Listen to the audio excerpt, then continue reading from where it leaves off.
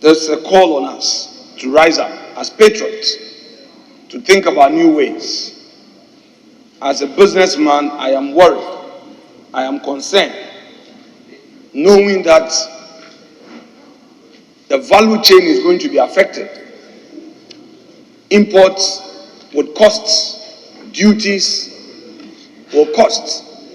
And if you look at what is happening to the cedi, now dollar is moving around a certain figure. Yes, Mr. Speaker.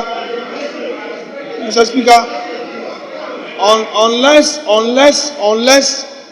members do not want to appreciate the text of the statement made by Honorable Harun Idrisu.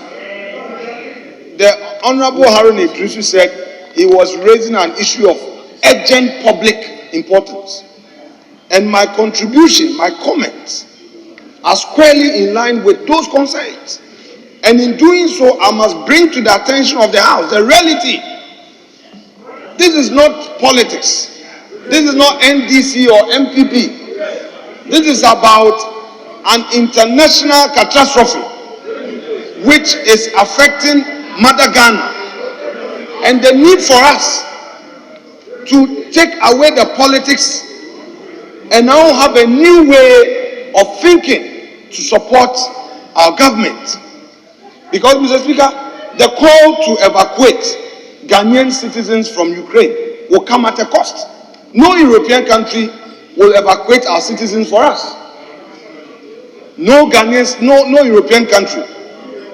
NATO will not do that. America will not do that. There is going to be pressure on the limited resources that we have. And as a nation, Ghanaian businesses who are supposed to do well to pay taxes, they are going to suffer.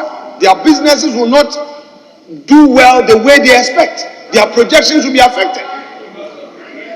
That is the reality. And I must bring this to the attention of all of us, so that any policy that will be brought will be seen in that light. Of course, Honorable Minority Leader, you've not spoken into, Deputy Minority Leader, you've not spoken into the mic. But if you're talking about E-levy, this is the more important reason why we even need it. You are saying you've not spoken into the mic. But if you are talking about the E-levy, that was the next point I was going to get to, that we should congregate around it and find a way of generating revenue as a country to save the situation, because we are not in normal times. Harun Idrisu couldn't have raised this matter at a better time than now.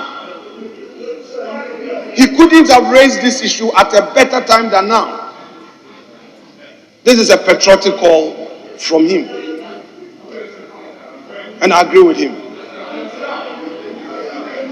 Honorable Harun Idrisu, a patriot, a Ghanaian who is looking at the reality, has brought to our attention this important international issue. We don't live in isolation. We live within the ECOWAS bloc. We live within the AU bloc. We are a member of the UN. We are part of the world economy. And I'm saying that our economy is being affected, will be affected, and we should look at the reality. Businesses will be affected. I am a businessman. I know what is happening. Lawyers will be affected. Entrepreneurs are going to suffer because of this Ukraine situation. Many of our compatriots import from Ukraine and Eastern Europe and Western Europe.